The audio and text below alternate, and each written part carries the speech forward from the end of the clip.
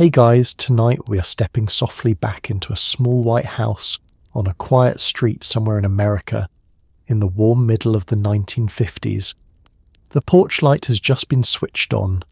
A pot roast is going slowly in the oven, filling the kitchen with the kind of smell that makes a whole house feel safe. And somewhere down the block, a screen door taps gently shut in the evening breeze, while the last of the daylight settles gold across the front lawns. This is the world we're drifting into tonight. The world of a young wife standing at her kitchen window, watching the street, waiting for a familiar car to turn the corner. And underneath all of it, quietly, is a question she carried with her every single day. The question of what she actually hoped for, expected, and quietly counted on from the man she married. Before we settle in, I want to say a real thank you to the kind soul who suggested this one. You always seem to know exactly the sort of gentle, human corner of history I love to wander through. And honestly, so much of what this little channel becomes is shaped by the notes you all leave me. If you feel like it, and only if you feel like it, you're always welcome to like the video, to subscribe, or to leave a comment telling me where you're listening from tonight. There is no pressure here, none at all. And if you would rather drift off with these stories somewhere other than here, the channel is now living quietly over on Spotify too, with a link waiting for you down in the description whenever you want it. So go ahead and get comfortable. Dim the lights until the room goes soft. Switch on a fan for that low, steady hush. Pull the blanket up, sink into the pillow, and let your shoulders come down from wherever they have been holding all day. And as you settle, let yourself wonder a few gentle things with me. What did it actually feel like to watch for his car at the end of a long afternoon? What did a Sunday morning sound like when the whole family was dressing for church, shoes being buckled, a hat being pinned in the hall mirror? What did a husband and a wife really say to one another across a supper table, once the children had finally gone quiet? And what did it mean back then, to build a whole life together out of 1,000 small and ordinary evenings? And just like that, it is 1955. The coffee has already been poured once today and will be poured again. The children are upstairs washing for supper. The radio is murmuring something low in the front room. And somewhere out on the boulevard, right on time, a familiar car is turning slowly toward home. Let us start with the morning. Before the sun has fully cleared the neighbour's rooftop, before the coffee has even finished its slow climb up through the percolator, you're already moving quietly through the kitchen in your housecoat, and he is already knotting his tie in the hallway mirror. This is the first thing you expected of him, though you never once said it aloud, because it seemed as natural as weather. You expected that he would rise, that he would dress, and that he would go. Not grandly, not with any speech about it, just steadily, morning after ordinary morning, a man walking out the front door into the working world so that the rest of the day could hold together behind him. You knew the sound of it by heart. The alarm clock rattling on the nightstand while it was still nearly dark. The groan of the bed springs, the soft slap of his feet finding the cold floor. You knew the sound of the razor against the strop, the tap of it on the sink's edge, the little hiss of the water running while he splashed his face awake. And you knew, most of all, the smell of it, the shaving soap and the bay rum, the toast going brown under the broiler, the coffee that filled the hole downstairs and seemed to promise that the day, whatever it held, could be met. There was a rhythm to those mornings that asked nothing of the two of you but that you keep it. You buttered the toast while he found his cufflinks. You warmed the pot while he searched the front room for the newspaper he'd left there the night before. You didn't need to speak much, and often you did not because you had done this so many mornings that the whole thing moved like a dance learned so long ago, the feet remember it without the mind. And when he sat at last at the table, jacket still over the chair back, and drank his coffee too fast because the bus would not wait, you felt something settle in you, a quiet certainty that the machinery of the household had started up again for another day. You watched him eat, and you thought, though you rarely put it into words, about how much rode on that ordinary leaving, the rent that would come due, the shoes the children would outgrow by autumn, the small dream of a washing machine or a week at the lake, or a little more set aside against the years you could not yet see. All of it depended on him rising in the dark and going again the next day and the day after that, without ever seeming to think of it as anything remarkable at all. That was the thing you expected. Not wealth, not comfort even, but the plain unbroken steadiness of a man who showed up, week after week, and did not stop. You would help him into his coat by the door, straightening the collar with the flat of your hand, brushing a bit of lint from the shoulder. There was a tenderness in that small gesture that neither of you named. He would pat his pockets, checking for his keys, his handkerchief, the little that a man carried out into the world.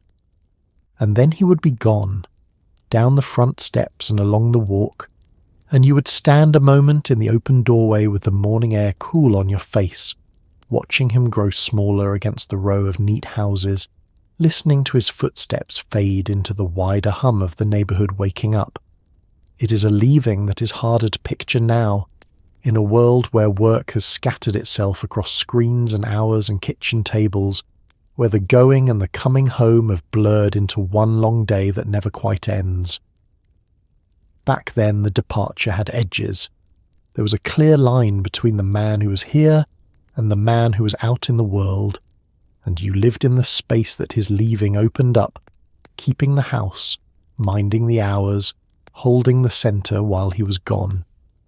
It was the kind of order that is harder to find now, the sort of clear and simple shape a day could have, and you did not resent the leaving, not truly, because you understood what it cost him too. You saw it in the set of his shoulders on the greyest mornings, the ones when the rain came sideways and the bus was late and the work ahead was long and thankless. You saw that going was not always easy for him either, that some mornings he would have given a great deal to stay in the warm house with the coffee and the children's voices upstairs. But he went anyway. That was the whole of it. He went anyway, and something in his going told you more about what he felt for you than any speech ever could have. So you would close the door softly behind him and turn back into the quiet house, and the day would begin its own slow work in your hands. But for a moment you would stand there in the front hall, coffee cup warm between your palms, and feel the enormous ordinary faith of it. The way two people build a whole life out of one person leaving and another staying, and both of them trusting, without a word, that the other would do their part. It was the first expectation, and in many ways the one that held up all the rest, and it began again, faithfully, with every greying morning. It is Friday evening now, and there is a particular sound you have learned to listen for. Somewhere in the ritual of the week comes the moment the pay envelope appears, set down on the kitchen table between the salt shaker and the folded newspaper. You expected him to be a provider, yes, but it was quieter and more specific than that grand word suggests. You expected that what he earned would come home, that it would be handed over or shared out plainly, and that the two of you would bend your heads together over the arithmetic of rent, groceries, and the small envelope marked for savings. The envelope itself was a humble thing, a plain paper packet, sometimes with a little window cut in it, sometimes with figures penciled on the front by a hand at the plant office. But when it came to rest on the checkered oilcloth of the kitchen table, it carried the whole week inside it. Every early morning, every long shift, every hour he had traded away from the house and the children, all of it distilled down into this small stack of bills and the few coins that jingled loose at the bottom. You did not take it lightly. You never once took it lightly. There was a smell to Friday evenings that went with it, the smell of a supper made a little finer than the ones at midweek, because Friday was payday and the cupboard had been thinning by Thursday. Perhaps a chicken in the oven, or fish because the calendar asked for it, and a pie cooling on the sill with the window cracked to let the warm sugar smell drift out over the yard. The children could feel the change in the air the way children always can, a loosening, a small holiday feeling, and they would linger at the table longer than usual while There was something honest about that paper packet, something you could hold in your hand and see plainly. The work became the money, and the money became the roof and the supper and the shoes, and the whole chain of it was visible right there on the checkered cloth. Nothing hidden, nothing abstract, just the plain results of a man's labour passing into a woman's careful keeping. So when he set the envelope down and slid it toward you with that small tired nod, it was more than money changing hands. It was trust laid out in the open. It was a man saying, without any of the words that men in those years found so hard to say, that all of it was for you, for the children, for the life the two of you had chosen, and you would gather it up and count it and make it stretch, and in the counting you honoured the week he had given, and the marriage you were both quietly and steadily providing for. Now it is the long, slow hour of late afternoon, when the light turns amber and the day begins folding itself up. You expected him home, and not just eventually, but at an hour you could set the table by. There was a comfort in it that is harder to explain to anyone now. The way you would drift toward the front window as the clock crept towards 6, drying your hands on your apron, half listening for the particular note of his engine among all the others. It was not suspicion that kept you watching. It was the simple, steadying expectation that he would come back. The whole house began to lean toward that hour. The supper was timed to it, the roast set to come out just as his key found the lock. The potatoes kept warm on the back of the stove. The children knew it too, and their play grew a little wilder and a little more watchful as the light went long and gold across the floor, one ear always cocked toward the street. You would send them to wash, and you would give the table one last look, and you would find yourself, as you did every evening, drawn to the front window as if pulled there by a thread. Outside, the neighbourhood was performing the same quiet ritual, all up and down the block. Other wives at other windows, other suppers keeping warm, other children sent to scrub their hands.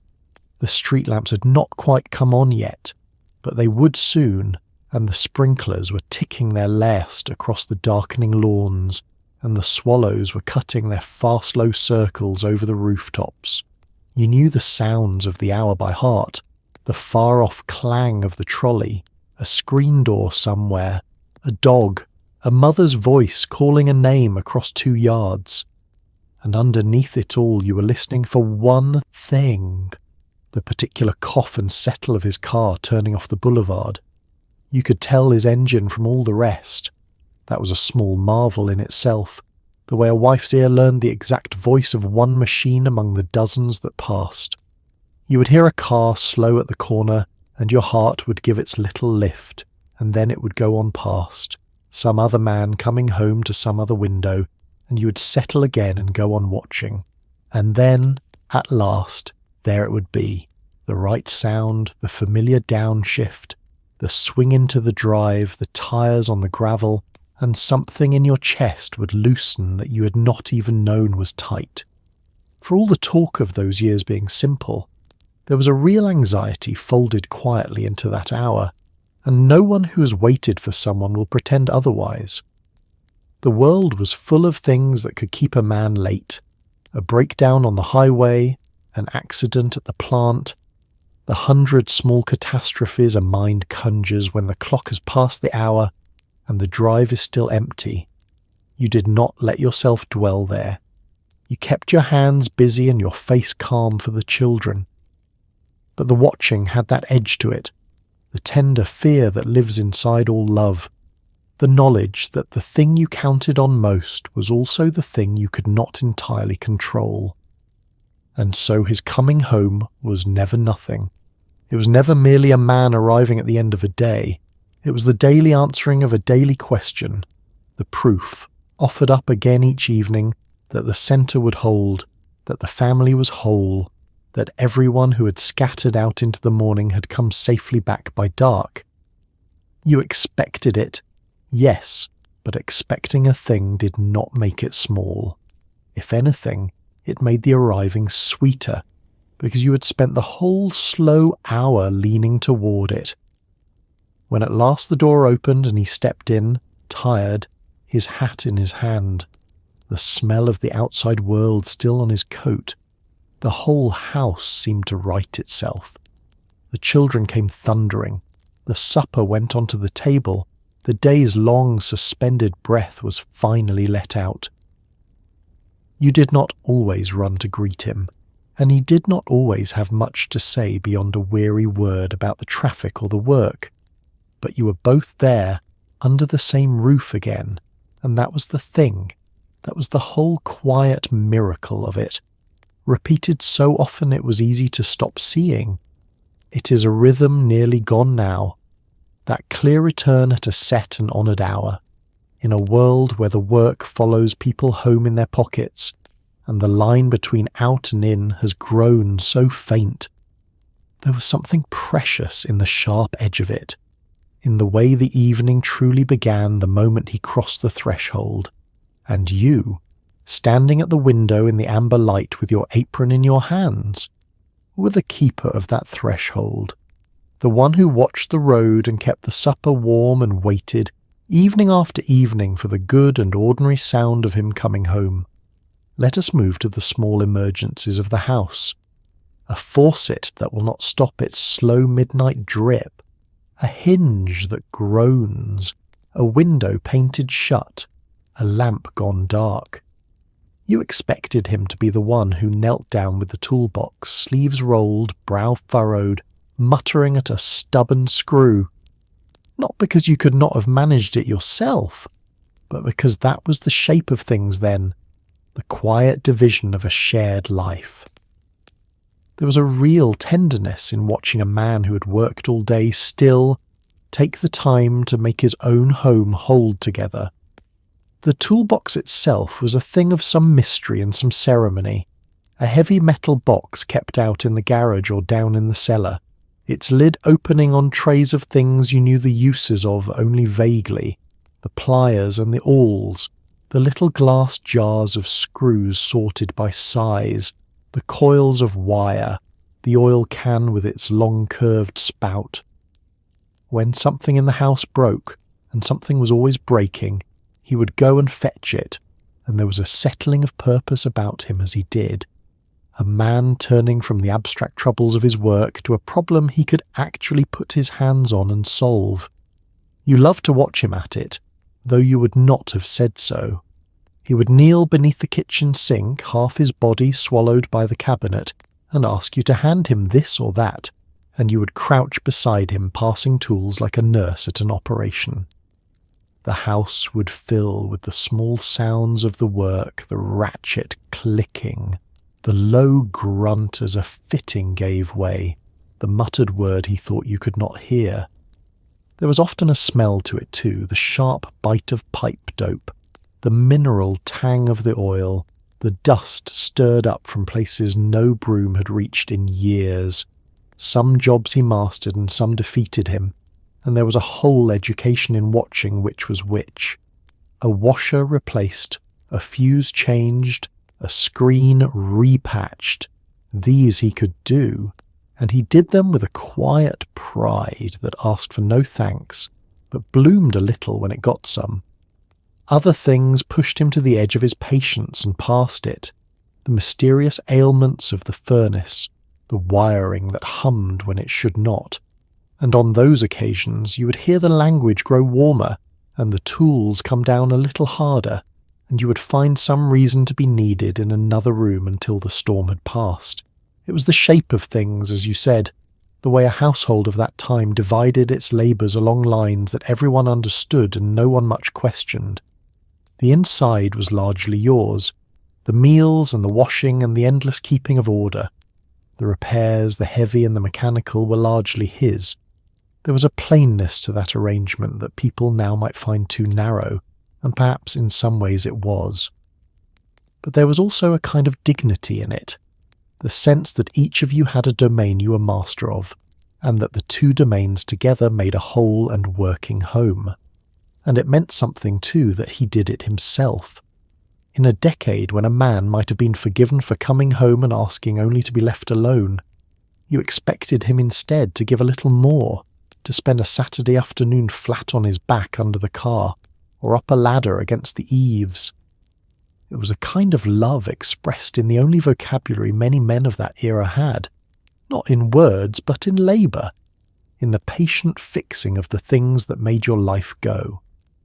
A tightened hinge was a small letter that said he cared. A mended lamp was a quiet way of tending to you. There is a whole world in that now nearly lost.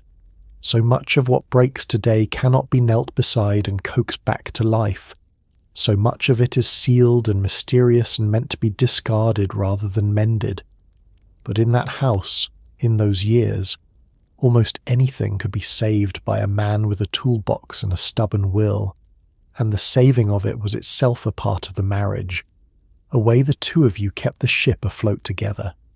He turned the screws and you held the flashlight, and between you the house went on standing. So when the faucet dripped again at midnight, or the storm door came off its hinge, or the toaster gave up its little glowing ghost, you did not despair. You knew that in the morning, or the coming Saturday, he would fetch the heavy box and roll up his sleeves and set himself to it, brow furrowed, muttering at the stubbornness of things, and you would find some reason to stay near, to pass a tool or bring a cup of coffee, and in that homely closeness, kneeling together over some small broken thing, you would feel the whole strong ordinary structure of your life being quietly, lovingly held together. Step outside now into the Saturday morning hush of the neighbourhood. The grass is heavy with dew, and up and down the street the mowers are beginning their patient droning. You expected him to keep the yard, and the yard was very much his to keep. The green rectangle of lawn, the hedge along the walk, the trash cans, the storm windows going up in autumn and down again in spring. It was a small kingdom, and he tended it, and there was pride in it for both of you when a neighbour slowed to say how fine it all looked. There was a whole liturgy to it, the seasons each bringing their own tasks in their own time. Spring meant the first cutting and the turning of the flower beds, the raking away of winter's dead leaves, the careful business of the seed and the fertilizer. Summer meant the mowing, week after faithful week, the sprinkler dragged from spot to spot across the thirsty lawn in the long evenings. Autumn brought the great falling and gathering of the leaves, the piles raked up along the curb, the smell of them burning in the cool blue dusk. And winter meant the walks to be shovelled, and the storm windows fitted tight against the cold. He moved through this calendar without needing to be told, because the yard was his, and he knew its needs the way you knew the needs of the kitchen. Saturday morning was the great day of it. You would hear him up early even on his day of rest, pulling on his oldest trousers and the shirt worn soft and thin at the elbows, and there was a lightness in him on those mornings that the work week did not allow. The mower would cough and catch and settle into its droning, and the smell of cut grass would come drifting in through the kitchen window where you stood at your own morning's work, and the two smells would mingle, the green outside and the coffee within, into something that meant Saturday, that meant home, that meant a rare and easy day. He took a real pride in that lawn, and you shared it, because a well-kept yard said something to the whole watching street. It said that here lived people who cared, who tended what was theirs, who had made their small square of the world neat and green and good. There was a gentle competition in it too, up and down the block, an unspoken measuring of edges trimmed and hedges squared, and when your yard held its own among the others, when a passing neighbour slowed his step to admire the roses, or the striped and even grass, you felt a warm little swell of pride that belonged to both of you at once. It was work, real work, and not always welcome after 5 long days at the plant or the office. There were Saturdays when you could see the weariness in him, when the last thing a tired man wanted was to spend his one free morning behind a mower in the rising heat. But he did it anyway, and there was a lesson in that too, the same lesson that ran through so much of what you expected from him. The quiet giving of more than was easy, the tending of a home even when the tending cost him. The yard was never only grass. It was a man's care made visible, laid out green and orderly for anyone to see. You had your own part in it, of course. The flowers most often. The beds by the door where you knelt with your trowel and coaxed up the marigolds and the zinnias. The pots on the porch steps. Between you the place was made beautiful, his broad strokes and your small ones, the mown expanse and the bright particular blooms. And in the evening, when the work was done, the two of you might stand a moment in the cooling yard with the sprinkler ticking and the light going soft, and survey your small green kingdom and feel the plain deep satisfaction of a thing well kept. It is a scene grown rarer now, that Saturday morning street alive with the sound of mowers, that whole neighbourhood tending its lawns in a kind of shared and wordless ceremony. So much of that patient care has been given over or given up, and the quiet pride of the well-kept yard is not what it was. But in that time, in that place, the yard was one of the ways he loved you, one of the ways he built and kept the life you shared.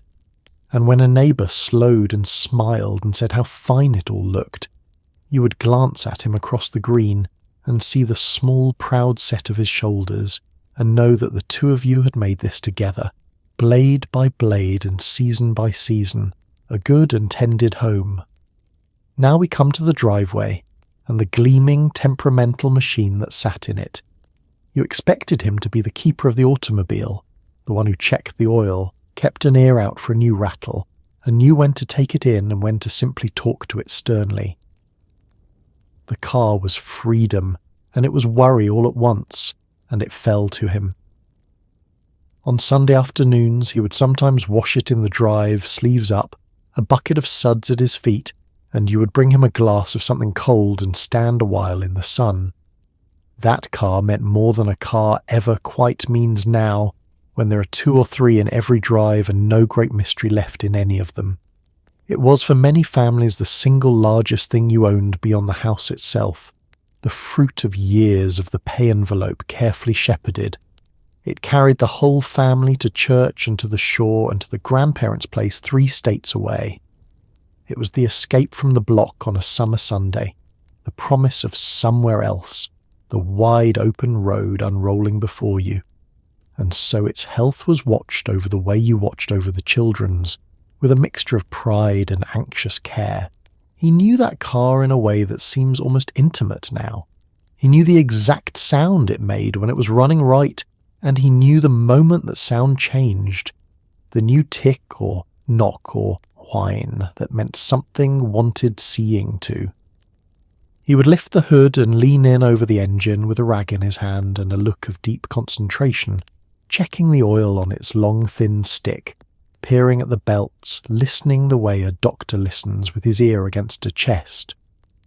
Much of what he knew he had taught himself, from necessity, and from the men at work and from the long tradition of fathers showing sons, and it was knowledge he wore easily, the competence of a man who understood the machine that carried his family.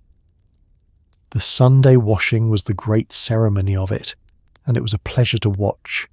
He would roll the sleeves of his oldest shirt and fill the bucket at the outdoor tap, and set to it with the sponge and the suds, working over the fenders and the chrome, the hood and the running boards, until the whole thing gleamed.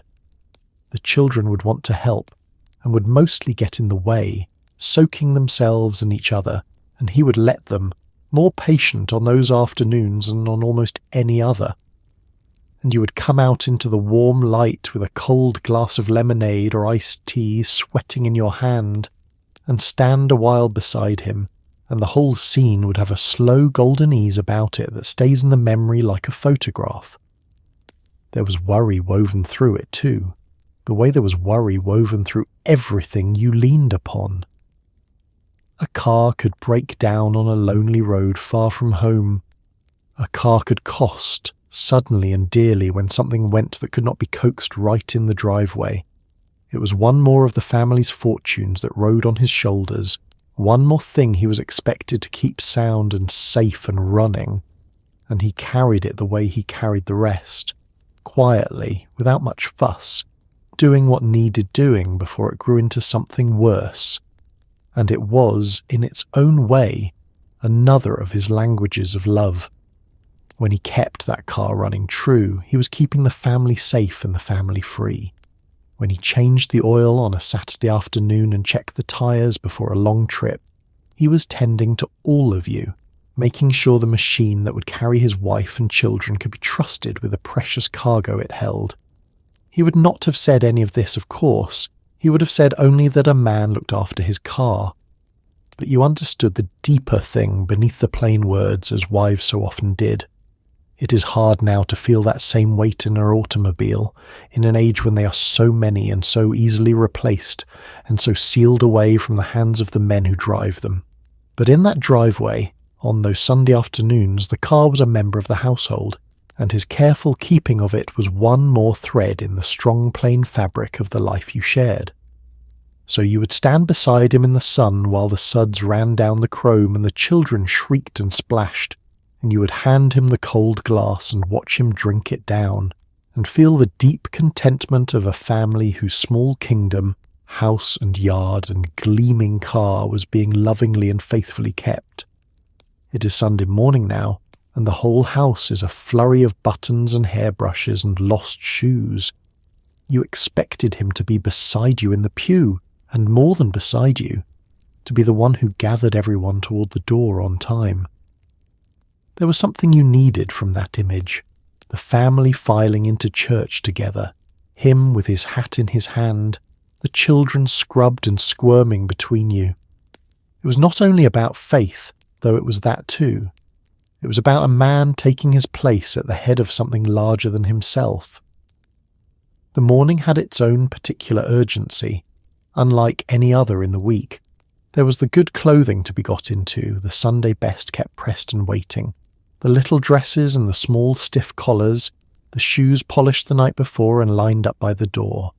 There was the hair to be done, yours pinned carefully, the children's wetted and combed against their protests. There was the smell of the breakfast eaten quickly and the coffee drunk standing up, and always the rising note of a house trying to move a whole family out the door at a single appointed hour. And through it moved his voice, calling that it was time, that they would be late, that everyone was to find their shoes this instant. You needed him to be part of that gathering, and he was. It would not have felt right to go alone, to shepherd the children into the pew while his place stood empty beside you. The whole meaning of it, the sight the two of you presented to the watching congregation, depended on his being there, hat in hand, at the head of his little file of family.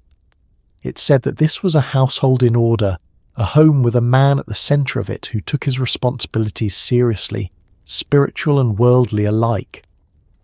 And you took a quiet pride in that picture, in walking up the aisle together as the organ played. The children between you, the whole family whole and present and accounted for. The church itself held its own deep comforts. The cool, dim quiet after the bright bustle outside, the smell of the old wood and the hymnals and the flowers on the altar, the light coming coloured through the tall windows. You would settle into the pew and feel the weeks turning slow at last. The 1 hour when nothing was asked of you but to sit and sing and bow your head. Beside you he would sit with his large hands folded, and there was something moving in the sight of a working man at rest and reverent, a man who spent his days at the plant or the desk, now still and humble before something greater. Whatever passed between him and his God in that hour was his own, but you were glad to have him there beside you while it passed. It was about faith, and it was about more than faith. It was about the shape a family took in the eyes of the community, and about the shape it took in its own eyes too. Sunday morning was when the household presented itself, put together and dignified, to the wider world of the neighbourhood and the congregation, and you expected him to be the head of that presentation, not merely to attend, but to lead, to be the one who saw that everyone was ready and gathered and got there on time. It was a small weekly assertion that the family had a centre, and that he was it. The children learned things in those pews that had little to do with the sermon, watching their father sit tall and grave beside their mother, watching him drop his coin in the plate and bow his head and shake the minister's hand at the door. They were learning, without a word being said, what it looked like to take one's place, to belong to something, to be part of a family that stood together on a Sunday morning. And you knew that too, and it was part of why you needed him there, because a father's presence in that pew was a lesson no lecture could ever teach. Afterward, there was the slow, warm business of the congregation spilling out into the sunlight. The greetings and the small talk on the church steps, the men in their good hats and the women in their gloves, the children released at last to run on the grass. He would stand and talk a while with the other men, and you with the other wives, and there was a whole gentle society in it, a Sunday world of neighbours that is harder to find now, when the pews stand emptier and the old shared rhythm has largely faded. But in that time you had it, and you leaned on it, and at its centre was the plain expectation that he would gather his family and lead them there.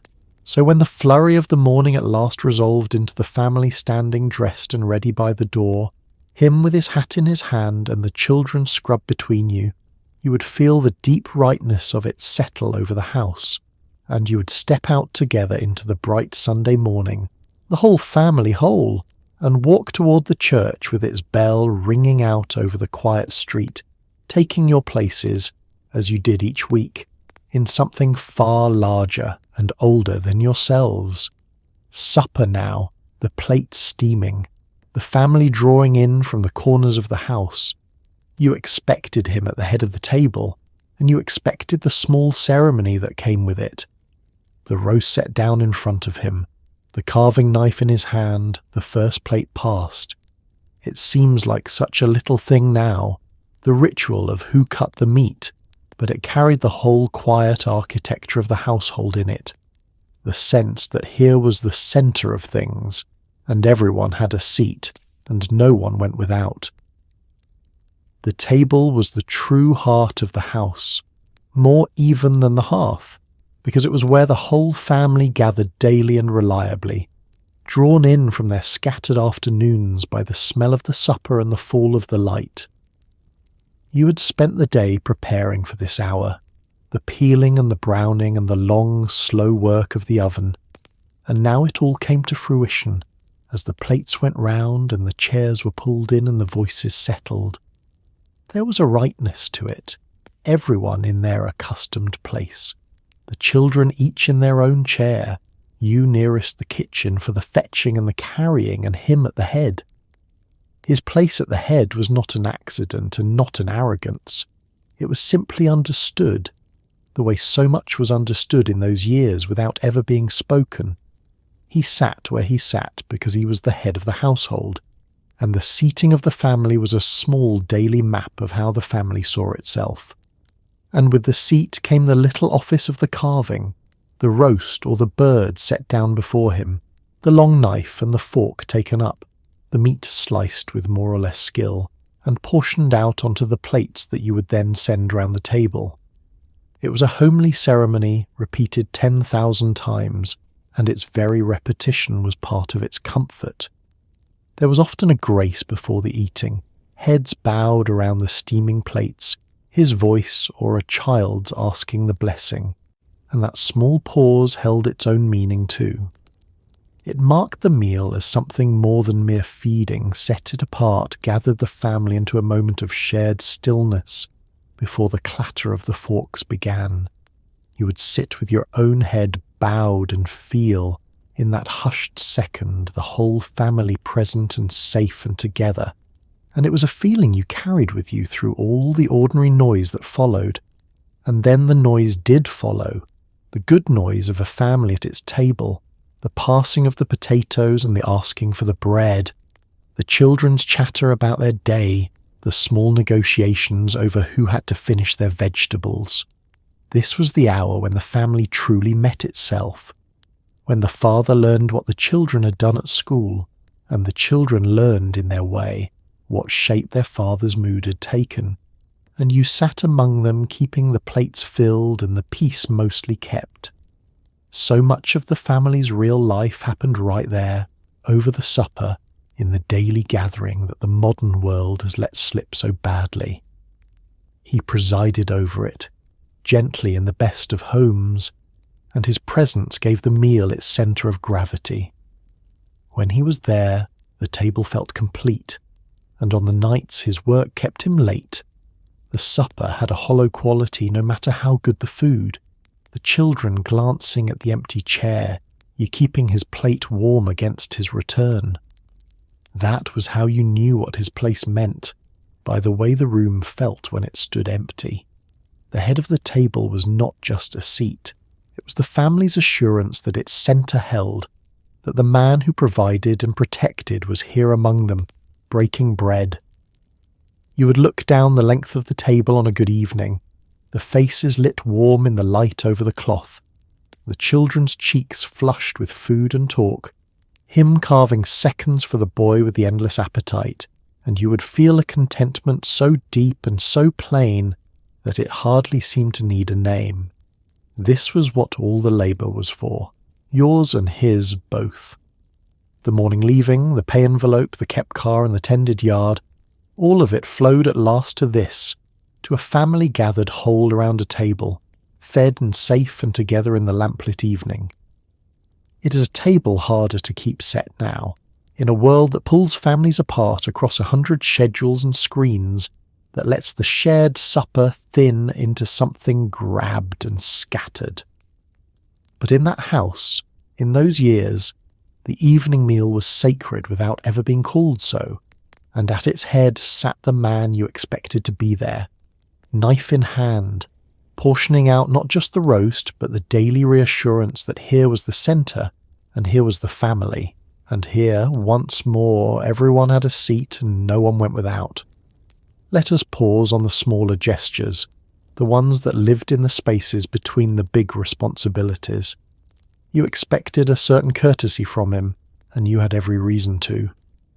The door held open, the chair drawn out, the coat settled over your shoulders on a cool evening, the hand offered as you stepped down from the running board of the car. These were not empty performances. They were the daily language of respect, small repeated kindnesses that told you without a single word that you were still the woman he had once crossed a dance floor to meet. They were little things, and that was precisely their power. Anyone can rise to a grand occasion, but it is the small unbidden courtesies of the ordinary day that reveal what a person truly holds toward another. The way he stood when you came into a room, the way he took the heavy bag from your arms without being asked, the way he walked on the outside of the sidewalk nearest the street, a habit so old and so ingrained he likely could not have said where he had learned it. These were the manners of a certain kind of man in a certain kind of time, and you had been raised to expect them and to feel their absence keenly when they failed. There was a whole etiquette to it that everyone once knew, a shared grammar of gesture that has grown faint now and half forgotten. A man removed his hat indoors and touched its brim to a lady on the street. A man rose when a woman entered and did not sit again until she was seated. A man offered his arm on an uneven path and his coat in a sudden chill, and his hand to help you over a puddle or down from a high step. None of it was thought remarkable at the time, which is exactly what made it so lovely. The fact that courtesy was simply the water everyone swam in, the ordinary condition of decent life. And within a marriage, these courtesies carried a particular tenderness, because they were the small daily proofs that the romance had not entirely dissolved into the routine. It would have been easy, after the years and the children and the 10,000 ordinary suppers, for a man to stop seeing his wife as anything but a fixture of the household. The open door, the drawn chair, the coat settled gently over your shoulders, these gestures pushed against that fading. They said, in their quiet way, that he still noticed you, still meant to treat you with care, still held some memory of the girl he had courted alive beneath the weight of all the years. You gave your own courtesies in return, of course, for it was never a thing running only one way. There was a whole answering language of small kindnesses on your side too. The coffee kept hot, the favourite meal made on a hard day, the shirt pressed just so, the 1,000 attentions of a wife who noticed and cared. Between you the courtesies moved back and forth like a gentle current, each small gesture a way of saying what the plainer people of that era so rarely said outright, that you were valued, that you were seen, that you mattered to one another still. It taught the children, too, watching their father hold the door for their mother, watching him rise when she came in, watching the small, automatic respects that passed between their parents. They absorbed it the way children absorb everything, without seeming to notice, and it settled into them as a picture of how a man and a woman might treat one another, how kindness might be woven into the very texture of an ordinary day. Whole generations learned their manners at that kitchen table and in that front hall, not from any lecture, but from the simple daily example of two people being gentle with each other. It is a language grown quieter now, some of it fairly, as the world has rearranged what men and women owe one another, and some of it simply lost in the general rush and roughness of the modern day. There are those who would say good riddance to parts of it, and perhaps they are right about some. But there was a sweetness in that old courtesy that is worth remembering all the same, a gentleness in the held door and the offered arm that had nothing to do with weakness, and everything to do with care. So when he stepped ahead to pull the door for you, or rose from his chair as you came into the room, or draped his own coat over your shoulders against the evening chill, you felt something more than the small convenience of it. You felt the long thread reaching back to the dance floor where he had first crossed a crowded room to find you, and you knew that some part of that young man still lived inside the husband, still saw you, still meant to treat you as something precious. And that, in the end, was the whole of what those small courtesies were for. Now to the harder corners of raising children, the moments when your patience had worn thin by 4 p.m. You expected him to share the weight of discipline, and there was a phrase for it that half the country seemed to speak in those years, the warning that the children would answer to their father when he returned. It was not that you could not be firm yourself, it was that you expected him to stand with you, to back your word, so that the raising of the children was a thing the two of you carried together rather than a burden left at your feet alone.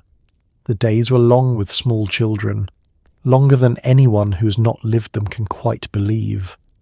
From the first cry in the morning to the last resistance at bedtime, you were on your feet and on call, refereeing the squabbles, wiping the tears and the noses, saying no for the 100th time to the same small request.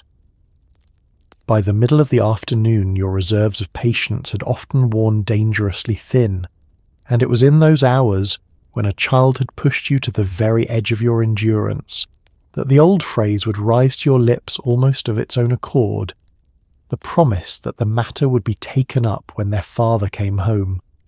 It was a strange and powerful little sentence. It borrowed against his authority to shore up your own, invoked the coming judgment of a man not yet even in the house, and it worked, more often than not, because in the mind of a child the father who left in the dark and returned at the amber hour carried a certain weight, a gravity that the ever-present mother, for all her constant care, sometimes could not command. The threat of his eventual attention could quiet a rebellion that nothing else had touched, and you used it, as mothers up and down every street used it, because you needed every tool the household could offer. But underneath the phrase was something more than a mere tactic, and this was the part that truly mattered to you. What you were really expecting in invoking him was partnership. You did not want to raise the children alone, adrift in the long days without his backing, the sole author of every rule and every consequence. You wanted him to stand with you, to lend his weight to your word, so that when you said a thing must be so, the children knew that both their parents said it, that the two of you were one front and not two, that there was no daylight between you to slip through. And when he came home, you expected him to honour that, not to overturn your rulings in front of the children, not to play the indulgent hero to your weary villain, but to take up the matter you had set aside for him, to speak the firm word or, when needed, to mete out the graver consequence. There was a whole small ceremony to it in some households. The child sent to wait, the father's low serious talk behind a closed door, the sense that the ordinary discipline of the day had risen for this offence to a higher court. It was solemn, and it was meant to be, and its solemnity depended entirely on the two of you standing together. There was a tenderness even in this sternness, though it may be hard to see at first. The father who took the trouble to correct his children, who did not simply come home and retreat behind his newspaper and leave the whole hard business of shaping young souls to their mother, was a father who cared, who was present, who understood that raising a child was labour as real as any at the plant. You expected him to share that labour, and when he did, you felt less alone in the enormous work of it, felt that the two of you were building these small people together hand in hand. It is a picture the years have complicated, and rightly, for there were homes where that authority grew too heavy, where the coming father was a figure of real fear rather than firm love, and no honest look at that time can pretend otherwise. The best of it and the worst of it lived side by side, as they always do. But in the good homes, and there were many, the shared discipline was just that, shared, a burden two people lifted together, and the phrase that summoned him home was less a threat than a promise that the children had two parents both minding their upbringing. So on the afternoons when your patience had frayed down to its last thread, when a small rebellion had outrun everything you had to give, you would speak the old words and feel their weight land, and the house would settle into an uneasy waiting for the amber hour.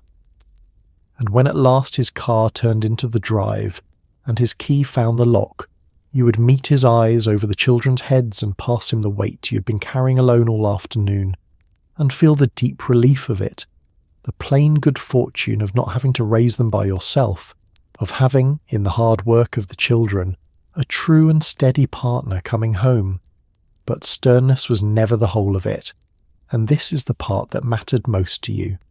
You expected him to be a father in the warm and present sense too, the one who tossed a ball in the yard until the light failed, who carried a sleeping child up the stairs, who sat on the edge of a small bed and read the same story for the 100th time. In a decade that asked men to be providers above all, you quietly expected more. You expected him to be known and loved by his own children, remembered not just as a paycheck, but as a pair of shoulders to ride upon. It was easy in those years for a man to become a stranger in his own house, to slip into being little more than the figure who left before the children woke and returned when they were half asleep, a provider and a disciplinarian, and not much else besides. The Times half expected it, even half excused it, holding that a man's great work was the earning, and the rest could be left to the mother. But you wanted more than that, for the children and for him too, and so you watched for the small signs that he meant to be a real and present father, and you treasured every one you found. They came most often in the golden edges of the day, the hour after supper before the dark came down. He would go out into the yard with the boy and a ball, or with all of them tumbling behind him, and there would be a game of catch or a rough and shrieking game of tag, and you would watch from the kitchen window as you dried the dishes, your hands slowing at their work. There was something in the sight of it that caught at your heart every time.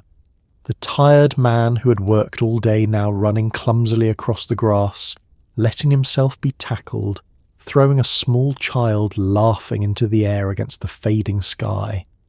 Or it came at the very end of the day, at the sacred hour of bedtime, when the small ones were washed and buttoned into their nightclothes and needed settling into sleep. You expected him to take his part in that too, and the best of fathers did, sitting on the edge of the narrow bed with a book open on his knee, reading in a low voice the same beloved story he had read 100 nights before, not skipping a single page though he knew them all by heart, because the child would catch him at it and protest. And when the small eyes finally closed, he would sit a moment longer in the dim room, and then rise and carry the sleeper down the hall, and there is no tenderer sight in all the world than a big man carrying a small sleeping child with such enormous care. It was in the ordinary hours too, not only the tender ones. It was the way he would let the children help him wash the car, though they did more soaking than scrubbing. The way he would take a small hand in his own broad one on a walk to the store. The way he would set a child on his shoulders at the parade or the fair high above the crowd, holding tight to the small ankles, and the child would ride there like a king surveying the world. These were the moments that made him a father in truth and not merely in name, and you expected them of him and rejoiced in them when they came. For the children, these were the treasures they would carry all their lives, long after they had forgotten the sternness and the rules. A grown man or woman, decades on, would remember the exact scratch of their father's evening beard, the particular way he had thrown the ball, the low sound of his voice reading in the lamplight, the feeling of his shoulders beneath them at the fair. These were the things that lasted, the small warm proofs that they had been loved not from a distance but up close, by a father who had chosen to spend his scarce and tired hours with them. And it mattered for him as well, though he might never have said so. A man who let himself be a father in this full and present way was a man who got something back, who was let into the bright small world of his children's affection, who was met at the door each evening by running feet and eager voices. You could see, on the nights he came home too tired even for that, what he was missing, the way the light in the house dimmed a little when the father held himself apart. And so you gently made room for it, kept the youngest awake a few minutes past bedtime so he could say good night, saved up the day's small triumphs to tell him, drew him back again and again into the warm centre of the family. It is a fatherhood more openly expected now, and that is a genuine gain, one of the real gifts the years have brought. Much has changed since then, and rightly, in how freely a man may love his children with his hands and his time, but you did not have to wait for those changes to want it. You wanted it then, quietly, in a decade that didn't always encourage it, and you built it into your marriage as one of your deepest expectations, not just a provider, not just a name to invoke when discipline was needed, a father, warm and near and known, a pair of shoulders to ride upon, a low voice reading in the dark, remembered with love for the whole of a life. Let us speak now of something deeper and harder to name. You expected to feel safe, and you expected him to be part of the reason why. It was the certainty that when a strange noise came in the night, he would be the one to rise and check the darkened stairs. It was the feeling of walking beside him on an evening street and needing to fear nothing. Protection in those years was a solid, unspoken promise, and you leaned on it the way you leaned on the walls of the house itself, trusting it would hold. It lived mostly in the dark, this expectation, in the small hours when the house grew strange with sounds. A branch against the window, a settling of the timbers, a creak on the stair that could be nothing or could be something. You would wake in the deep of the night to some noise you could not place, and your heart would quicken, and you would lie still a moment in the dark. And then you would put your hand on his shoulder, and he would rise, and there was an enormous comfort in that simple fact that when the fear came in the night, you did not have to face it alone, that there was someone beside you who would get up and go and see. He would move through the dark house in his bare feet, and you would lie in the bed listening to his progress. The click of a lamp, the pause at the top of the stairs, the slow descent. Most often it was nothing, a window left open, the cat, the old house talking to itself as old houses do. But it was never nothing that he had gone to look, that he had placed himself between you and whatever the darkness held. That was the shape of the protection, not some grand heroism, but this, the quiet willingness to rise in the cold and check the shadows so that you could go back to sleep. It lived in the daylight too, in 100 smaller ways. It was the feeling of walking beside him down an evening street, your arm through his, and knowing that whatever the world might hold you were not walking it alone. It was the way he stood between you and the road, between you and the stranger, between you and the countless small threats a woman of that era learned to be wary of. You had grown up being taught the world could be a dangerous place for a woman moving through it, and here beside you was a man whose plain presence made a good deal of that danger fall away. There was more to it than the physical, though the physical was real. It was a whole atmosphere of security that a steady husband cast over a home. He sensed that here was someone who would stand between his family and the hard edges of the world. The insurance man he met with, the savings he tucked into the envelope, the sound roof and the locked door. All of these were forms of protection too, ways of guarding the family against the blows that fate might deal. You expected him to be thinking of these things, worrying over them so that you didn't have to, building the walls that kept the storm outside. It was a promise that ran in both directions, of course, for you protected him too, in ways the world was slower to name. You guarded his health with the food you made and the rest you fought to give him. You shielded him from 100 small domestic troubles, handling what you could handle so that his own worries would not multiply. You kept the home a haven he could retreat into, a place of safety from the hard world he went out to meet each morning. The protection flowed both ways, as the best things in a marriage do, each of you a wall the other could shelter behind. And there was a tenderness in leaning on him so, a sweetness in the trust of it, that a prouder age might be too quick to dismiss. To let yourself be protected was not weakness. It was a kind of intimacy, a way of saying that you trusted this man with the deepest thing of all, your own safety and your children's, that you believed he would stand and hold when standing and holding were required. Such trust is not given lightly, and when it is honoured, evening after evening and year after year, it becomes one of the strongest bonds two people can share. The world has changed its mind about a good deal of this, and much of that change is fair and overdue, for a woman is no fragile thing to be forever sheltered, and the old picture could grow too narrow and too heavy. But strip away the parts that chafed, and something true remains underneath. The simple human comfort of not being alone against the dark. Everyone, man and woman alike, wants to feel that someone would rise for them in the night, would stand between them and the danger, would hold the line when the line needed holding.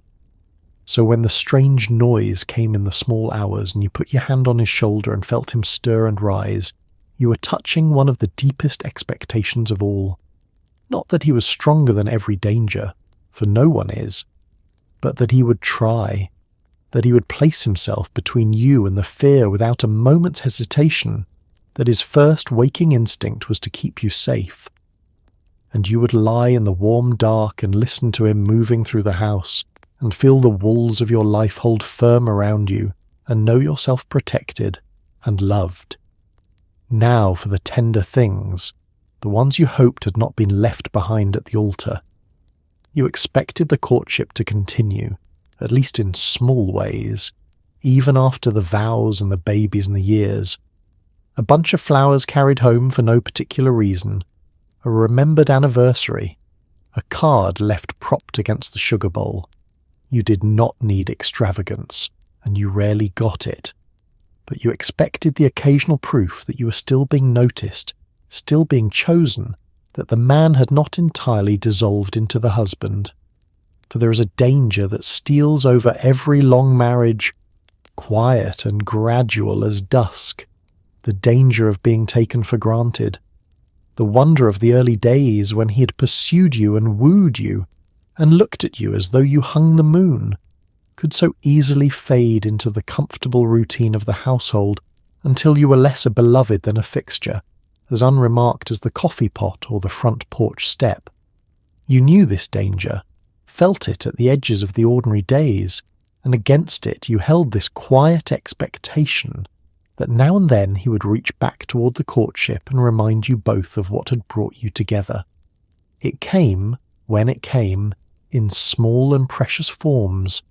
A bunch of flowers wrapped in the florist's paper, carried home on an ordinary Tuesday for no reason at all, except that he had passed the shop and thought of you.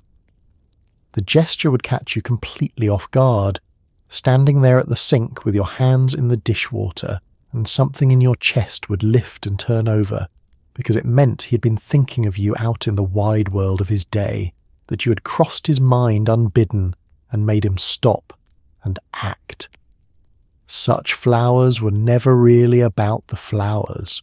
They were about being remembered, or it came at the marked days, the anniversary he had not forgotten, the birthday attended to with more care than you had expected. A card left propped against the sugar bowl where you would find it at breakfast. A few plain words in his blocky hand, no poet's flourish, but a real and simple feeling set down and given. You would read it standing in the morning kitchen and feel yourself seen, and you would keep it tucked away in a drawer with the others, small paper treasures to be taken out and read again on the harder days when you needed reminding that you were loved. You did not ask for grandeur, and it was well that you did not, for grandeur was rarely what these men could give. They had not been raised to it, had not the words or the easy ways of showing tenderness that a softer age might teach.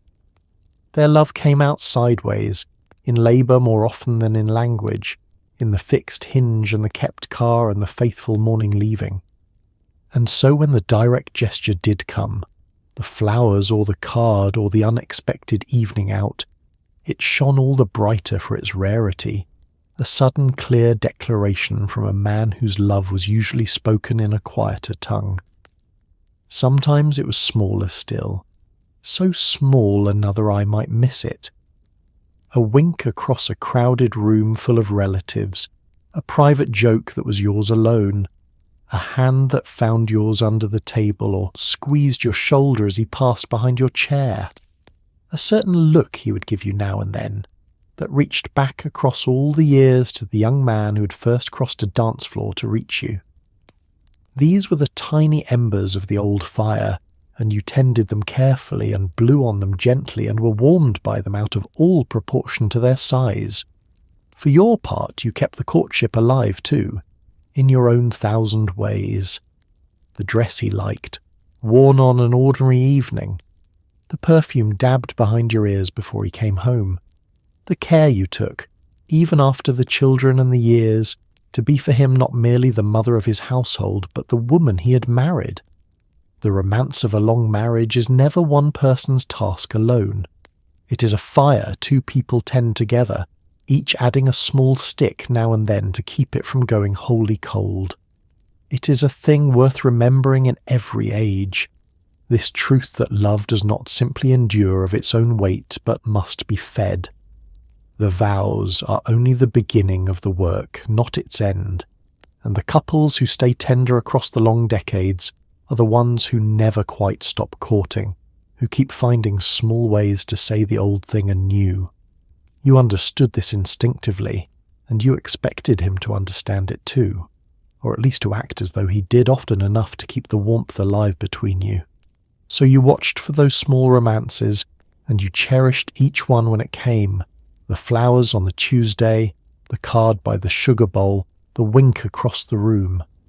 They told you that the courtship had not ended at the altar after all, that beneath the husband the suitor still lived, that you were not merely kept but chosen, again and again, in 100 quiet ways across the ordinary years, and that, more than any grand romance, was the thing you had hoped for, and the thing that, when he gave it, made the whole long marriage feel less like a duty faithfully kept, and more like a love still gently, quietly alive. It is late evening now, the dishes done, the children finally settled. You expected him to have his corner of the piece as well, and you gave it to him gladly. His chair in the front room, the newspaper opened wide, the radio low, perhaps the sweet drift of pipe smoke curling toward the lamp. There was an ease you both expected at the end of a long day, a shared quiet in which nothing needed saying, just two people worn down to comfort, resting in the same lamplit room, each glad the other was near. The chair was his, unmistakably and by long custom, the one seat in the house that belonged to no one else. It had shaped itself to him over the years, the cushion worn to the exact contour of his weight, and no one would think to take it when he was home any more than they would think to sit at the head of the table in his place.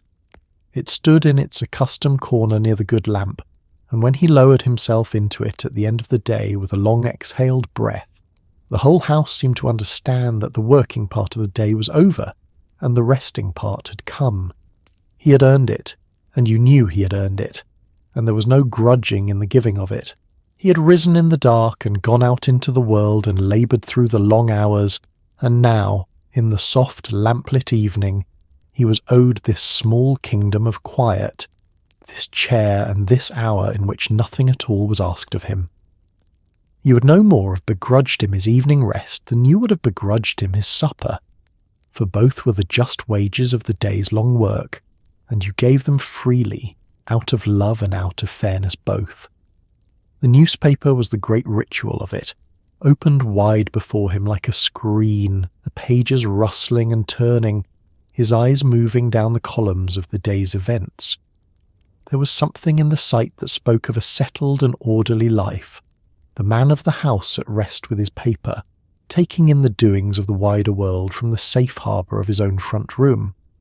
Sometimes he would read a bit of it aloud to you, some item that had caught him, and you would answer from your own chair across the room, and the news of the day would pass gently back and forth between you, and there might be the pipe, if he was a pipe man, the small ceremony of the filling and the tamping and the lighting, and then the sweet drift of the smoke rising slowly toward the lamp, that particular fragrance that would forever after mean, to the children who grew up breathing it, the smell of their father at peace in the evening. The radio would murmur low in the corner, a programme of music or a comedy or the measured voice of the news, filling the quiet without disturbing it, and the whole room would settle into a warm and lamplit stillness. You had your own place in that evening quiet, your own chair and your own occupation. The mending, perhaps, the needle moving steadily through a torn shirt or a fallen hem, or a bit of knitting, or a magazine of your own. For the evening peace was not his alone, but shared. Two tired people resting in the same warm room, each about their own quiet business, the day's demands finally set down. And this, in its way, was one of the deepest intimacies of the marriage, this ability to be silent together, to sit for a long hour with hardly a word passing, and feel not distance in it, but the deepest kind of closeness. That is a thing the young do not always understand about love, that its truest expression is often wordless, that the couples who've grown most deeply into one another are the ones who can sit together in an easy silence, needing nothing said. In the early days you had filled every moment with talk, hungry to know each other, but now, after all the years, you had arrived at this quieter country, where his mere presence across the lamplit room was company enough, where the two of you could rest side by side in a stillness that spoke more of love than any conversation could. It is a stillness harder to find now, in a world that fills every evening with 1,000 flickering demands, that has crowded out the simple lamplit quiet with a restless brightness that never lets the mind come fully to rest. There is a real loss in that, a peace mislaid, the gentle art of the shared and silent evening nearly forgotten. But in that front room, in those years, you had it in full, the settled quiet at the end of the day, and you knew its worth even then. So when the dishes were done and the children were finally down and the house had let out its long evening breath, you would come into the front room and find him settled in his chair, the paper opened wide, the smoke curling toward the lamp, and you would take your own place across from him and pick up your mending. And the two of you would rest there together in the low light and the murmuring quiet, worn down to comfort by the long day, each glad beyond any need for saying that the other was near, resting in the same warm room, at peace. Let us turn to the things that shaped your future, the choices that could not be undone.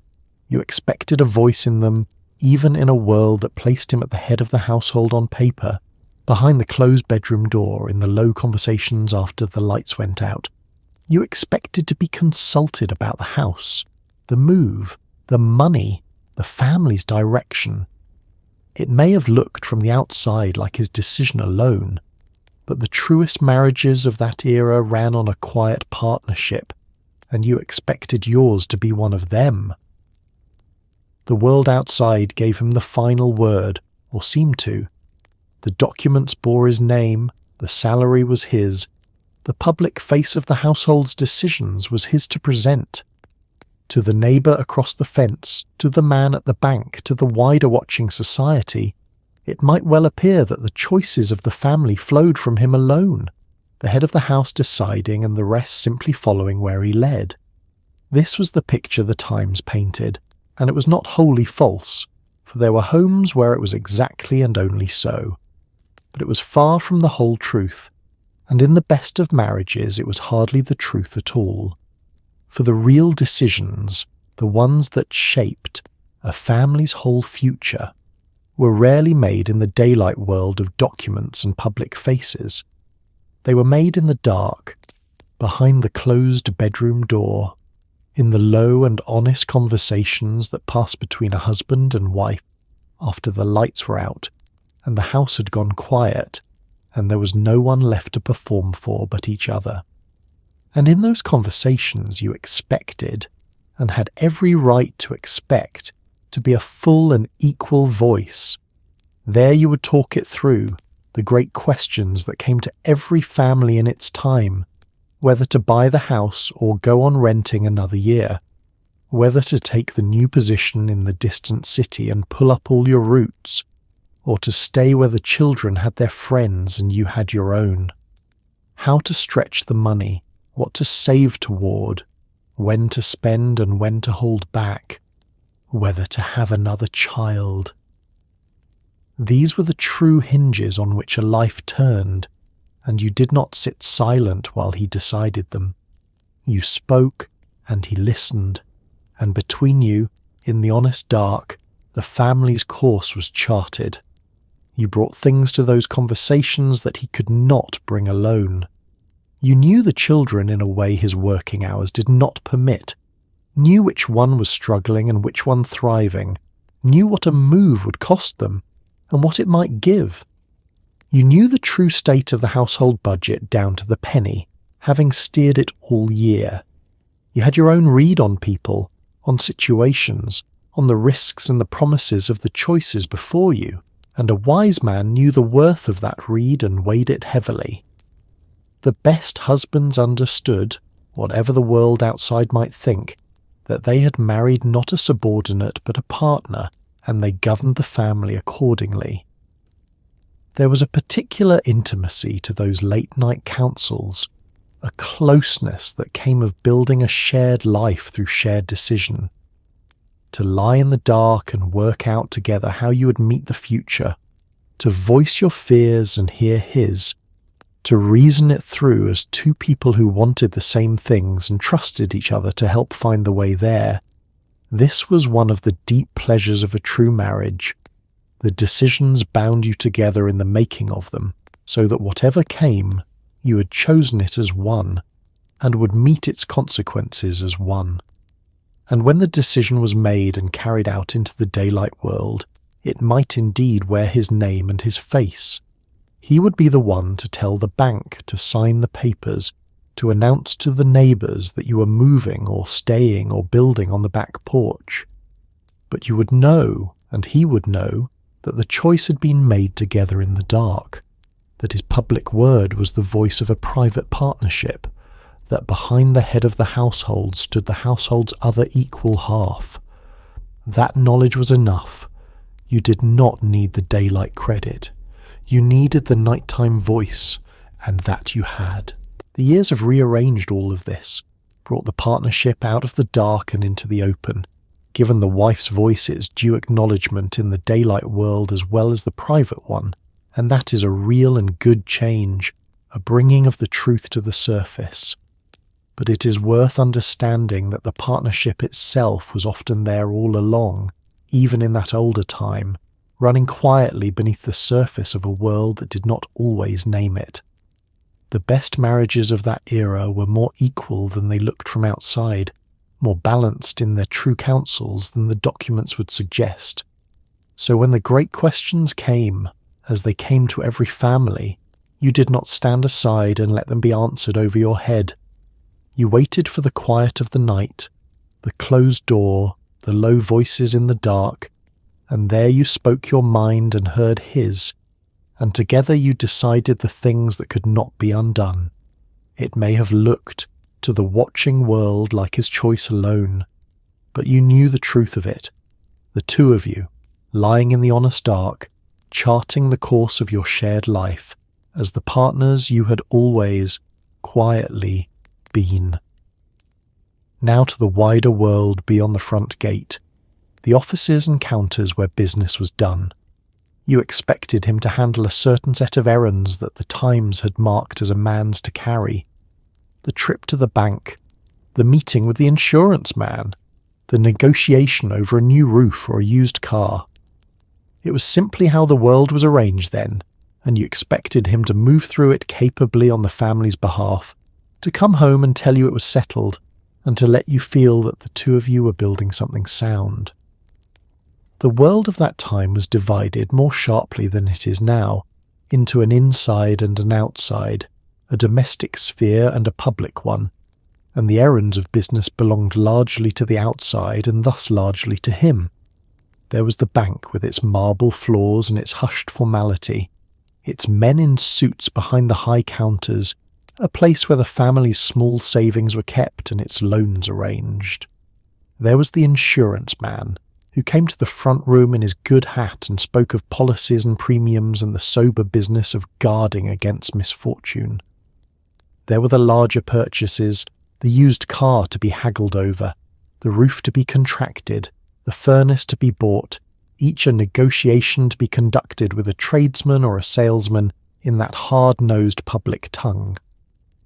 You expected him to move through all of this capably, and it was a real relief to have it so, for the public world could be a wearying and sometimes an unwelcoming place for a woman of that era to navigate alone. There were counters where a woman's questions were answered with less patience, salesmen who would try to press an advantage they would not have pressed against a man, whole rooms where a wife arriving without her husband might be met with a subtle diminishment. To have a husband who would go and do these things, who would stand at the counter and ask the hard questions and drive the fair bargain, was to be spared a good deal of friction and slight. He would go then and conduct the family's business and come home and report how it had gone, and there was a comfort in that reporting, in hearing that the loan was arranged, the policy secured, the car bought at a decent price, the roof contracted for. It let you feel that the two of you were building something sound and solid, that the family's affairs in the wider world were in capable hands, that the walls of your life were being maintained on the outside as well as the in. You could turn your own energies to the vast work of the household, knowing that the public business was being seen to. But here again, as with so much else, the appearance and the reality were not quite the same, and the partnership ran deeper than the division of labour suggested. For though he was the one who went and did the business, the decisions behind it were most often shared. You knew, better than anyone, what the family could afford, having kept its accounts all year. You had your say in whether the car was needed, whether the roof could wait another season, what sum could be borrowed and what repaid. He carried your joint decisions out into the world and executed them there. but he carried them out on behalf of the two of you, the errand his, but the will behind it shared. And you had your own errands too, your own portion of the family's dealings with the world in the domestic sphere that was yours to command. The daily commerce of the household was largely in your hands, the accounts with the grocer and the butcher and the milkman, the endless small negotiations of feeding and clothing a family on a careful budget. You knew the merchants of the neighbourhood, and they knew you, and you moved through that closer world with an authority every bit as real as his in the world of banks and insurance men. The errands were divided, his and yours, and together they covered the whole ground of the family's needs. There was a kind of teamwork in it. When it worked well, each of you carrying the part of the load best suited to your place, the two portions fitting together into a whole. He faced the marble bank and the hard bargaining salesman. You faced the grocer's counter and the household accounts. He guarded the family's dealings in the public world. You steered its commerce in the domestic one. Between you, the whole tangled business of a family's material life was managed, and neither of you had to carry the entire weight alone. The lines of that division have blurred and shifted since, as women have moved fully into the public world of business that was once half closed to them, and that opening is a genuine good, a widening of the ground on which a wife may stand. There is no wishing back the barriers that once made a woman's path through the public sphere so needlessly hard. But it is worth seeing, in the old arrangement, not only the limitation but also the partnership, the way two people once split the labour of facing the world and each carried their half with competence and care. So, when a piece of business came that belonged, by the custom of the time, to the outside world and thus to him, you would send him out to it with confidence, knowing he would stand at the counter and do it well, and he would go and settle the matter and come home to tell you it was done, and you would feel the quiet satisfaction of a family whose affairs were in good order, whose walls were sound within and without. It was his errand, and yet it was yours too, the two of you building something solid together, each in your own appointed sphere, each trusting the other to see their portion faithfully done. Let us step out for an evening now, a rare and shining one. You expected to be taken out on occasion, and you expected him to be a good escort when he did. A supper downtown, a dinner dance at the lodge hall, a night at the pictures with your good coat on. You wanted to feel now and then like the girl you had been before the aprons and the alarm clocks, and you expected him to help you feel it, to offer his arm, to look at you across a candle-lit table as though the years had only made you finer. For the days were long and the labour endless, and a woman needed now and then to be lifted out of the ceaseless round of the household and reminded that she was more than the sum of her chores. The cooking and the cleaning and the minding of the children could swallow a woman whole if she let them, could shrink her whole horizon down to the walls of the house and the fence around the yard, and against that shrinking you held this bright expectation that once in a while, not often perhaps, but often enough, he would take you out into the wider world for an evening, and you would both remember who you had been before all the aprons and the alarm clocks.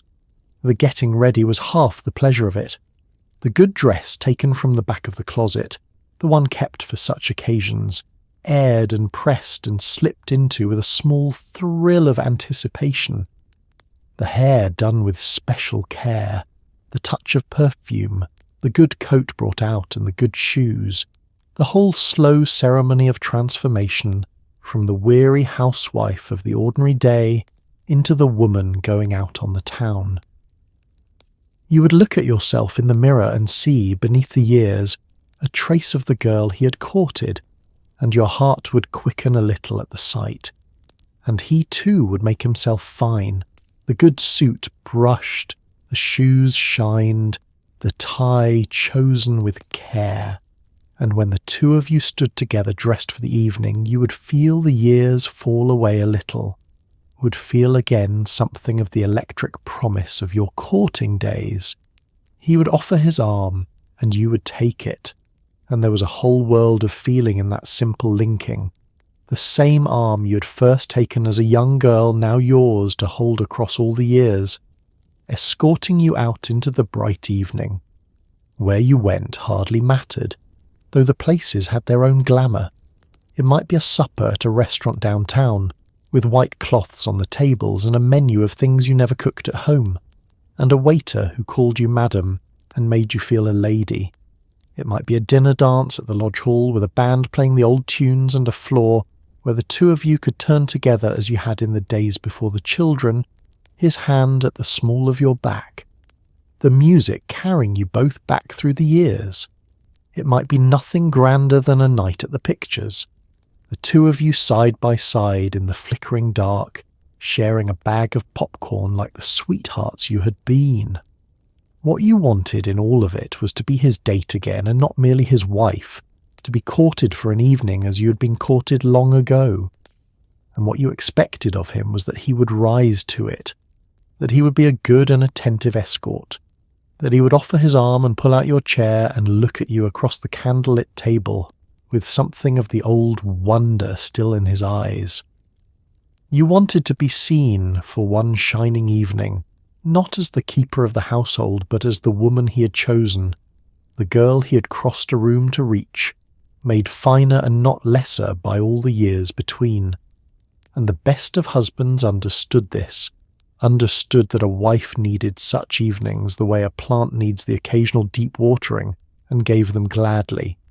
He would take you out and treat you like a queen for a few hours, and you would come home glowing, restored, reminded that beneath the apron and behind the endless chores there was still a woman worth taking out, worth showing off, worth the good suit and the shined shoes and the careful choosing of a tie.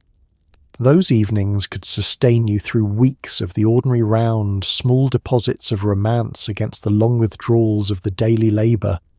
It was good for him too, this stepping out, this remembering. For a man could grow as narrowed by his labour as a woman by hers, could forget in the grind of the providing that the wife across the breakfast table was the same girl who had once made his heart race. To take you out, to see you dressed and glowing and lovely on his arm, was to be reminded of what he had, to have the wonder of the early days rekindled in him as well. The evenings out renewed you both, drew you back for a few hours into the couple you'd been before you became the parents, and the providers, and the tired keepers of a household.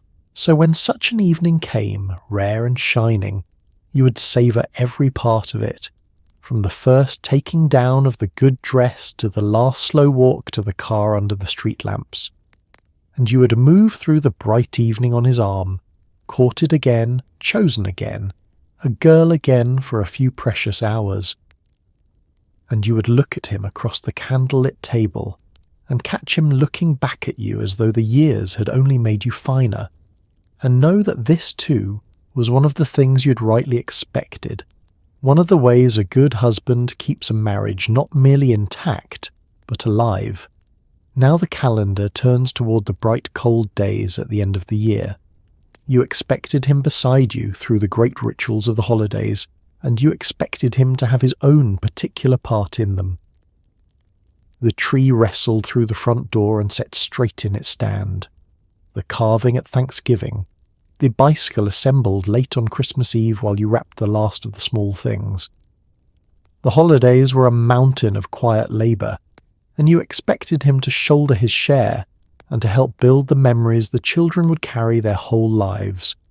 For the holidays did not simply happen, however magical they seemed to the children who woke to them. They were built, painstakingly and with great labour, out of weeks of preparation and planning and toil, and the greatest share of that labour fell to you. The cooking alone was a campaign, the great Thanksgiving bird and all its accompaniments, the Christmas baking that filled the house for days with the smell of spice and sugar, the cleaning, the decorating, the shopping done in secret, and the gifts wrapped after the children slept. All of it was work, real and heavy work, laid atop the ordinary, endless work of the household. And you did not expect to carry that mountain alone. You expected him to shoulder his own share of it, to have his particular offices in the making of the holidays, and the good husbands did. There were tasks that had become his by long custom, and he took them up each year as his contribution to the great shared labour of the season.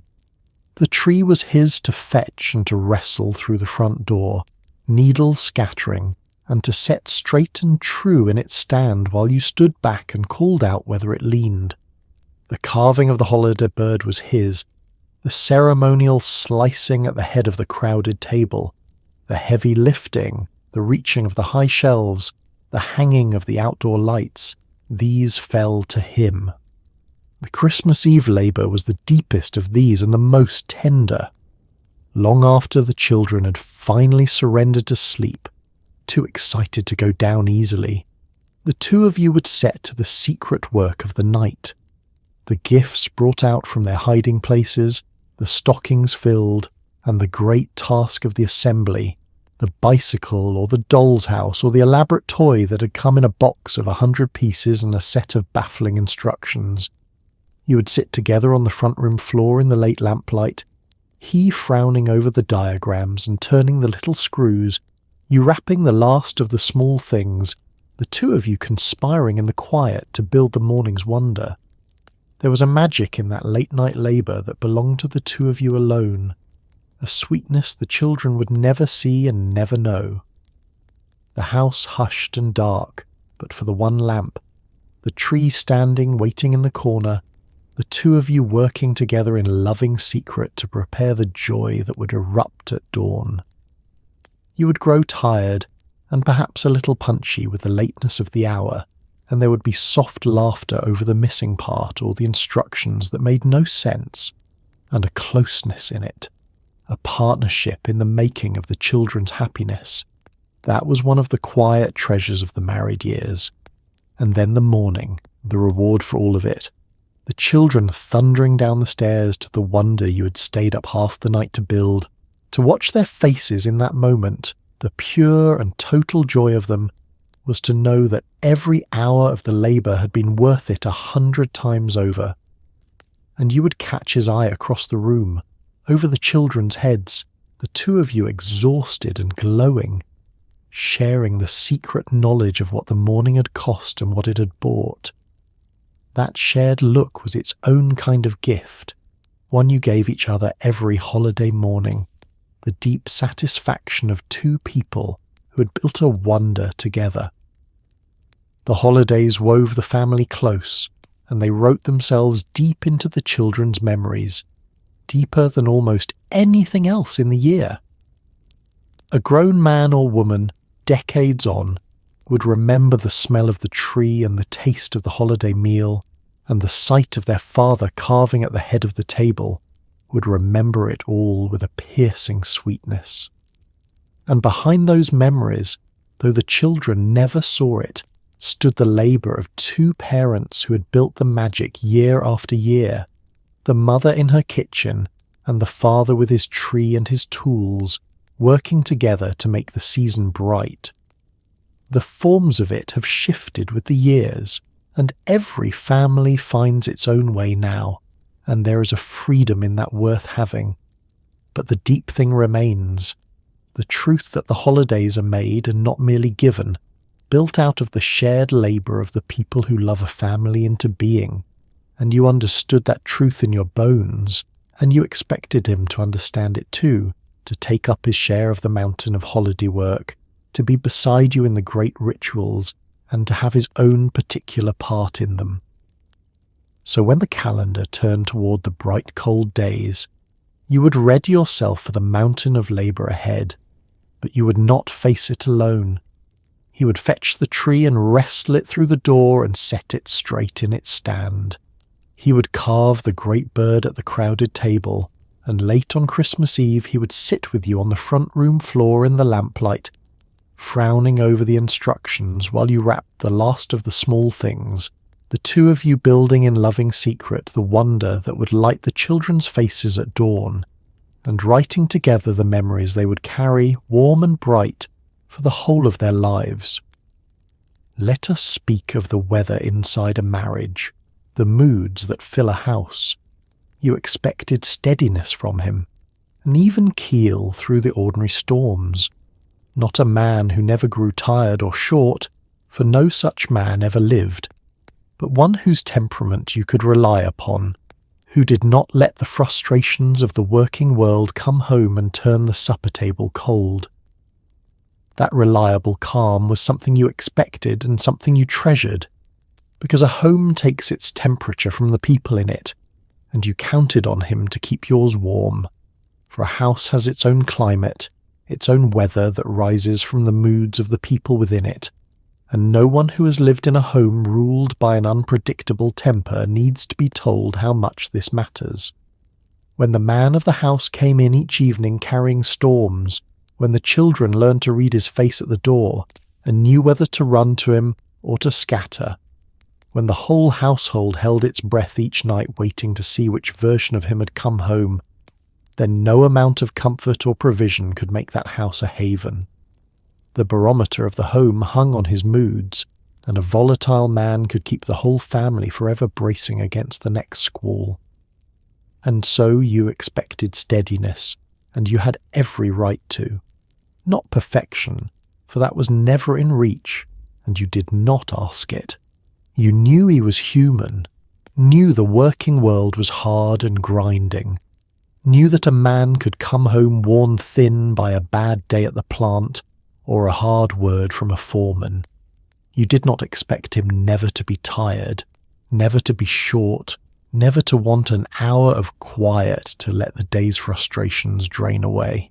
What you expected was something deeper and more reasonable, an even keel beneath the passing weather, a temperament you could rely on, a man who might have his low evenings but who didn't let them curdle into a cruelty that poisoned the home.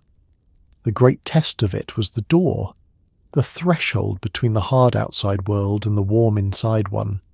A steady man learned, however imperfectly, to leave the worst of the day's frustrations on the far side of that door, not to carry the foreman's harsh words home and visit them upon the children, not to let a difficult day at work turn the supper table cold and fearful.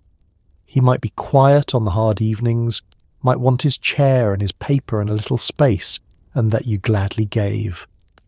But he did not take the day out on his family, and that restraint, that keeping of the storms outside, was one of the truest gifts a husband could give. It was, in its way, a form of strength greater than any display of temper, this steady holding of the self.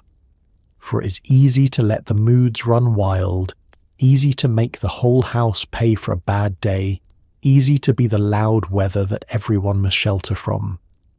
The harder and finer thing is the calm, the even keel, the quiet mastery of one's own storms, so that they do not break over the people one loves.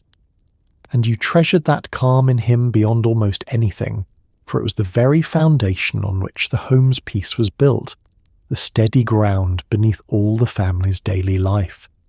You had your own part in the weather too, of course, your own moods and storms to master, your own long days that could fray a temper thin. The keeping of a warm home was never his task alone, but a thing the two of you did together, each holding your own weather steady for the sake of the whole, and you helped each other in it, learned each other's signs, gave each other the quiet hour or the gentle word as it was needed, worked together to keep the climate of the house temperate and kind. A calm home was a shared achievement, tended by two. And what that calm gave the children was beyond price, though they would not know it until they were grown and had glimpsed other kinds of homes. To grow up in a house of steady weather, where the parents' moods were reliable and their tempers held, where a child did not have to read the barometer of a father's face at the door each evening, was to be given a security that would steady them for the whole of their lives. They would carry that calm within them, a settled inner weather learned in a settled home, and they would build their own homes in its image. The world understands more now about the sources of a man's storms, about the pressures that could make an even keel so hard to hold, and there is compassion in that understanding worth having. But the deep thing remains true across every age, that a home takes its temperature from the people in it, and that the steadiest gift a husband or a wife can give is a reliable calm, a temperament the others can lean on without fear. You knew this, and you expected it, and where you found it you gave thanks for it. So on the evenings when his key turned in the lock, you did not have to brace or read his face in dread, wondering what weather he had brought home. You knew by long and blessed experience that whatever the day had held, the man who came through the door would be steady, would leave the worst of it outside, would keep the supper table warm and the home a haven. And that reliable calm, unremarked and undramatic as it was one of the deepest expectations you carried, and one of the truest blessings of the life you shared. A steady warmth at the centre of the home that kept the whole family safe from cold. Now let us wander through the house itself, and all its gleaming new promises. You expected him to give you a modern life, as far as he was able, and the decade was full of shining things to want. The new refrigerator humming in the corner, the washing machine that spared your knuckles, the television set that gathered the family into a glowing half-circle at night. He worked for these things, and you kept them, and together you expected to inch a little further each year into the bright, convenient future everyone kept promising. It was a decade drunk on its own newness, giddy with invention, and the promises came at you from every side.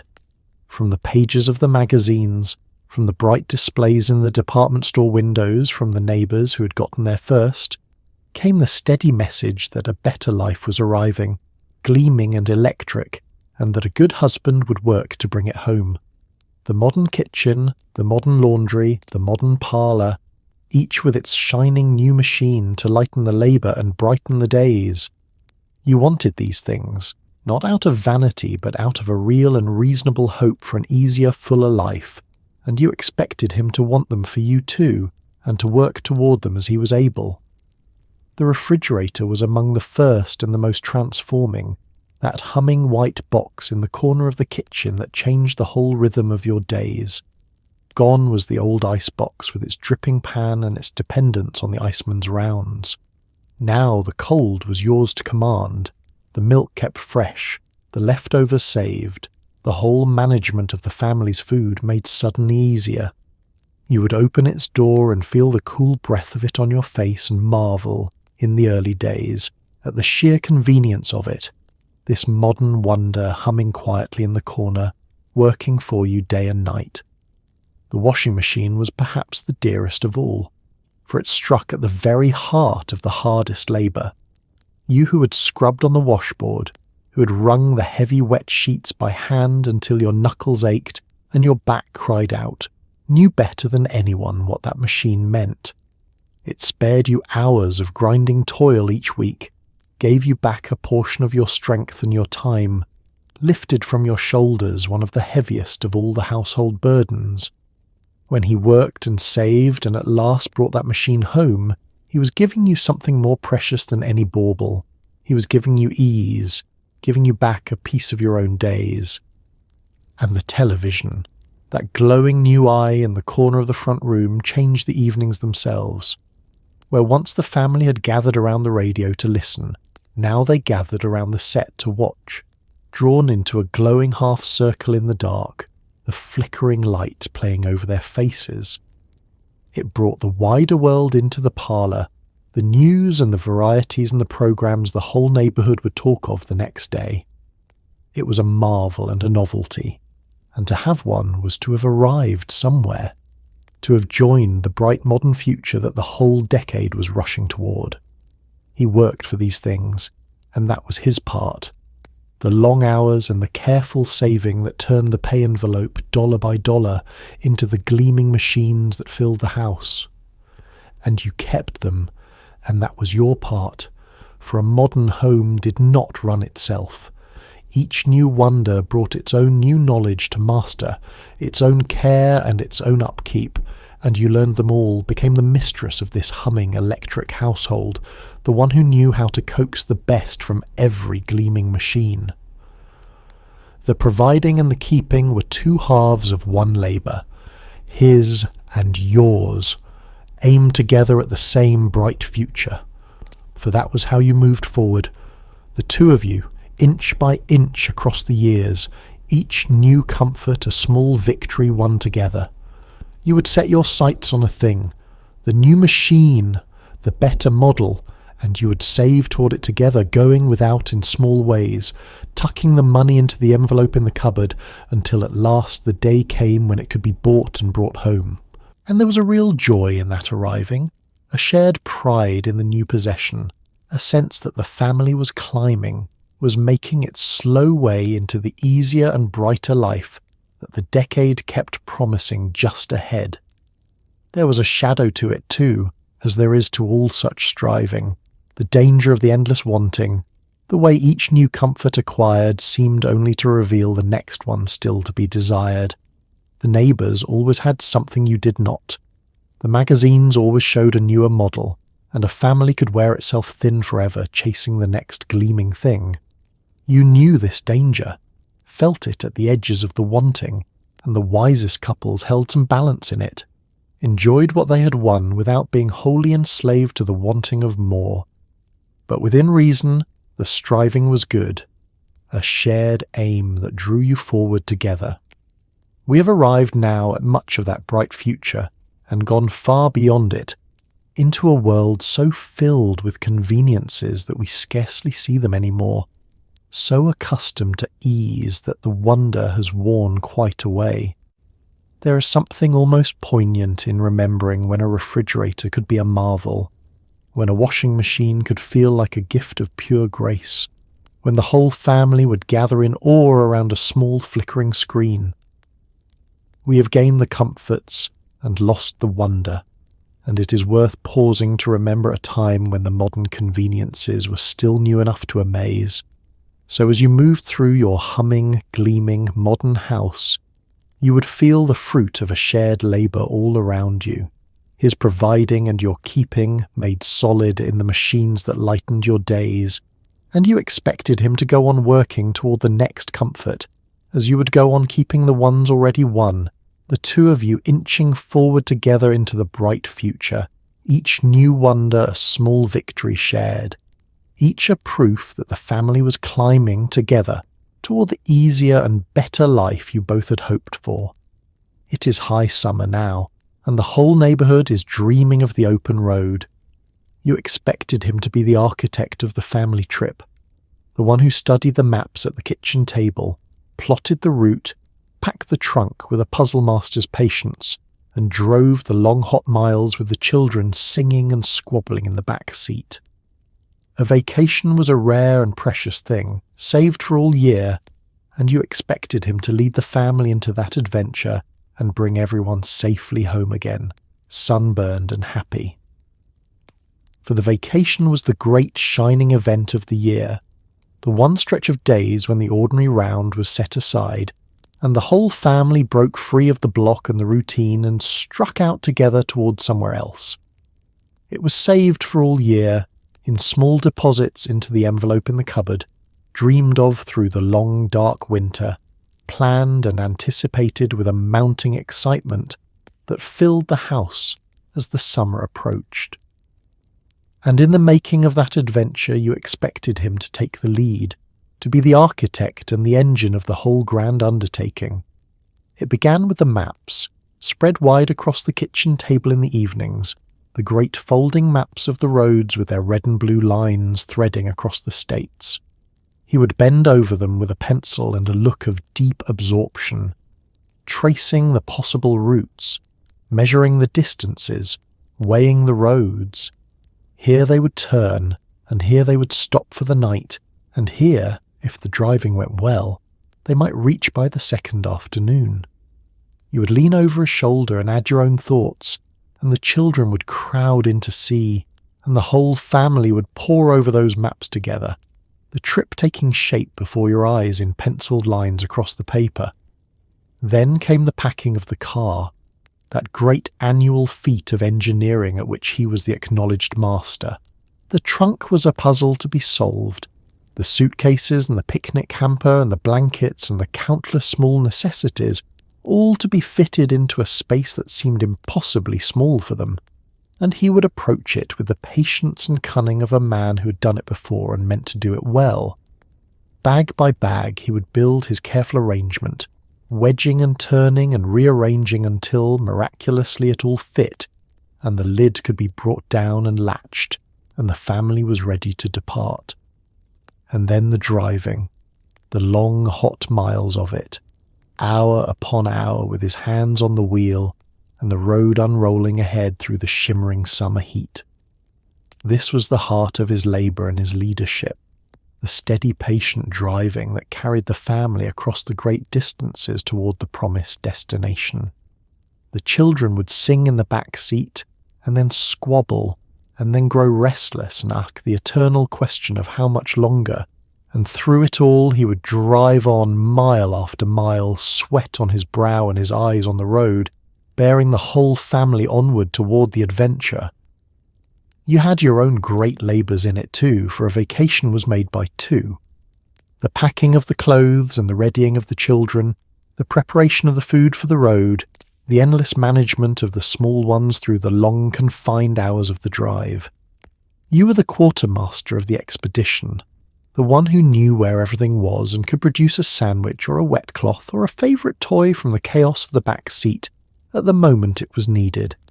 His was the driving and the route, yours was the provisioning and the peacekeeping, and between you the family was carried safely toward its holiday. And oh, the destinations, the shining places at the end of all those miles, the lake with its cool water and its rented cabin, the seashore with its endless sand and its crashing waves, a wonder to children who had never seen the ocean, the grandparents' place 3 states away, with its different smells and its long mist faces, the national park with its mountains and its marvels. Whatever the destination, it glowed at the end of the long road like a promise, and the reaching of it, the tumbling at last out of the hot car into the longed-for place, was a joy that made every mile worthwhile. These trips wrote themselves deep into the children's memories, deeper than almost anything, and became the golden legends of their childhoods. The summer they went to the shore, the year the car broke down in the mountains, the endless singing and the roadside picnics and the motels with their glowing signs. Decades on, grown and grey, they would remember those vacations with a piercing sweetness, remember their father's hands on the wheel, and their mother's endless supply of sandwiches, remember the whole family sealed together in that hot car, striking out toward adventure. The forms of it have changed, as everything changes, and families now scatter to the skies and the distant places in ways that were beyond the dreams of that road-bound decade. There is much that is easier now, and much that is gained. But there was something in that old ritual of the family car trip, the maps on the table and the packed trunk and the long shared miles that is worth remembering with fondness, a togetherness born of the very confinement of it, the whole family sealed together in one small moving room for days on end. So when high summer came and the neighbourhood began to dream of the open road, you would watch him bend over the maps at the kitchen table in the evenings, plotting the great adventure, and you would feel the excitement rising in the house. And when the day came at last, he would pack the trunk with his puzzle master's patience and take his place at the wheel and drive the family out into the shimmering summer distance, hour upon patient hour, and bring you all at last to the shining place at the end of the road, and home again after, sunburned and weary and happy, the whole family carried safely through another year's great adventure by the steady man at the wheel. And so we come to the end of our little journey through those quiet years, and it is time now to let it all settle softly around you like dusk coming down over a familiar street. We have walked through a whole life today, the mornings and the leavings, the pay envelope on the checkered cloth, the watching at the window as the light turned amber, the small kept promises that held two people together across the ordinary days. We have sat at the supper table and rested in the lamplit evenings, and stood behind the closed door where the truest marriage lived, and underneath all of it ran that quiet thread of expectation, the 1,000 small things a wife once hoped for and counted on, woven together into the fabric of a shared and faithful life. These were not extraordinary people, the ones who lived these days. They were husbands who rose in the dark and went, and wives who kept the centre while they were gone, and between them they built whole lives out of 1,000 ordinary evenings. They did not think of themselves as living in any golden age. They were just living, doing the plain hard work of loving one another and holding a family together, the way people always have. And maybe that is the thing to carry forward with you tonight. Not the roles or the rules, which have rightly changed and softened with the years, but the deeper thing beneath them, the care, the steadiness, the small daily gestures that said you are seen, you are safe, you are loved. Perhaps tomorrow you might slow down just a little and notice someone and thank them for something small. So pull the blanket up now and let your breathing go soft and slow. Somewhere a screen door taps gently shut, and a porch light glows